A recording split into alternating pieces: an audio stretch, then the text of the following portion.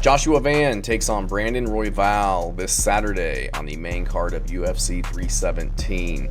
And I'm really looking forward to this fight. You know, Joshua Van has been on an absolute run as of late. He's looked like a stud. And Brandon Royval, perennial contender, always in the top 5 title contention, coming off of a couple really good wins. So really excited for this fight. I think this is going to be a banger on the feet between these two guys who have tons of potential. Still pretty, Brandon Royval is still pretty young in his career, 32, still in his prime. And Joshua Van, only 23 years old.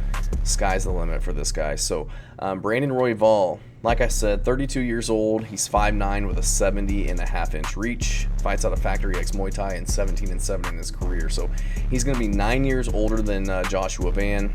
He's going to be 4 inches taller and have a 5.5-inch reach advantage, which I think is going to be substantial because Brandon Royval, he is very rangy on the feet, likes to use his length, use his kicks, use his stiff jab, fight behind his jab. So I think this the reach advantage could be pretty significant in this fight. But he's a southpaw striker, very light on his feet. Like I said, rangy, good variety in the strikes, knees, kicks, combinations as well. Great body kicks, great feints, always faking with his head movement, and his shoulders really sets up his his non-stop offense. He's a jiu-jitsu black belt, been training jiu-jitsu since he was like 15 years old. Just very squirmy and wiry on the ground, and defensively responsible to stay safe in bad positions. We saw that in his last fight against Topuria. He was just able to keep moving on his back with Tyra on his back and stay safe, try to mitigate the body triangle, and looked really good in those positions against Tyra, who's a very high-level grappler and has really good chokes. He has a lot of good chokes over some good opponents. You look through his career, he's got a guillotine choke over Matt Schnell, a guillotine choke over Kai Kara France, and an arm triangle choke over Tim Elliott. So really good wins on his record.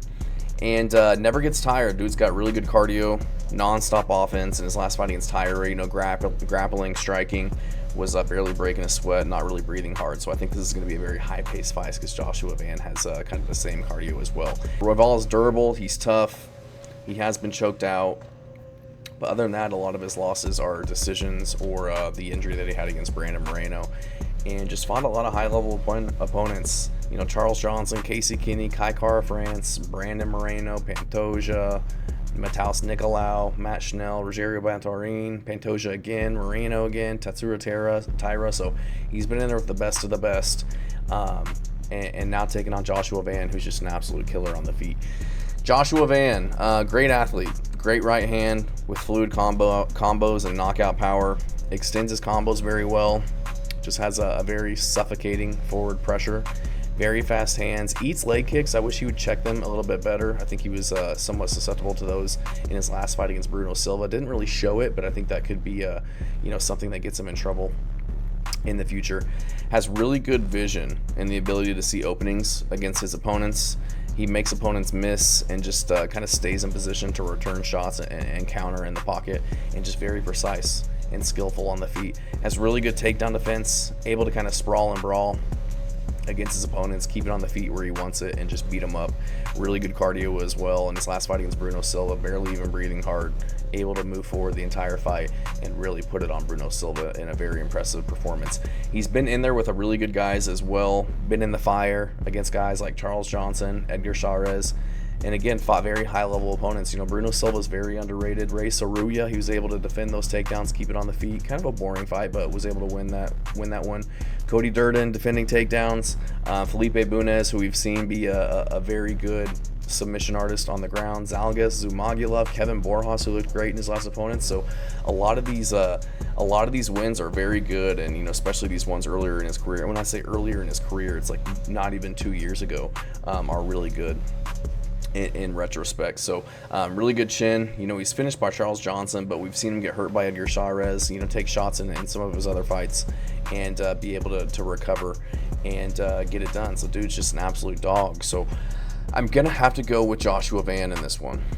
I think he'll be getting more respect on the feet, and he'll be the one able to hurt Royval. I don't know if Royval will be able to hurt Van as much as Van is going to be able to hurt him. I think Van's punches have a little bit more consequence than Royval does. I think Van can defend takedowns if Royval tries to get it to the ground and kind of exploit probably the skill gap that they have in the grappling department. And Van has the momentum. He's just been so much busier too. He's on a 4-fight winning streak. This will be his like 6th fight this calendar year, which is just crazy. Royval hasn't fought since October. Before that, it was February, I think it was. So it hasn't been as active. And I just can't pick against Van after seeing, you know, his last 4 performances where, you know, even in that Charles Johnson fight where he lost by knockout, he was winning that fight. He was on the way to win that fight before he got caught, and his only other loss before that was by rear naked choke on the regional scene. I just think he'll be constantly pressuring Royval and keeping him on the back foot and landing the bigger shots. I think he's the more powerful guy with a little bit more athleticism, has the better, more convincing performances lately. You know, Brandon Royval is winning by split decision, kind of squeaking these out over guys. Granted, they're really good, but lost to Pantoja.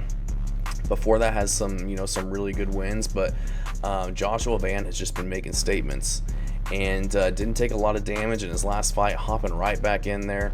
He's going to be less ring rust, a lot more confidence in him, getting back in there, 6 fights this year. So I just think Van has that X factor. I think he's got more ability to land damage and punish Royval, whereas Royval, I think he's just going to be kind of dancing on the outside, you know, stepping in to throw his shots, and I just don't think those are going to have much impact or consequence on Van to really get that respect to keep Van from continuing to press forward and looking to land shots. I don't know if Van gets Royval out of there. Again, it's 3 rounds, so I expect it to be high pace and high volume. I could see a scenario where Royval is able to kind of mix in the takedowns, threat with takedowns, and pick at range to get the decision. But I think Van, he's going to be putting the heavier offense out there, having the more significant shots for the judges to judge, essentially. And I think he gets this one done. I think he's just a little bit better than Royval on the feet. I would say Royval is more well-rounded in terms of the striking and grappling, but we really haven't had to worry about Van in the grappling department because when he's been taken down, he's stayed safe and able to get back up to the feet, or he's just been able to defend takedowns and keep it in his wheelhouse, which is the feet. So I think this is going to stay primarily on the feet. I don't really see it going to the ground, just because I don't think Royval has the wrestling or the offensive grappling to get Van to the ground. It's usually him working when he gets taken down. So I think if it does stay on the feet primarily, I think Joshua Van's going to win with his boxing. I could see him getting the KO over Royval, just because I do see Royval being kind of more finishable than Joshua Van, but I think Joshua Van will do enough to win rounds in this one and get the decision. Thanks.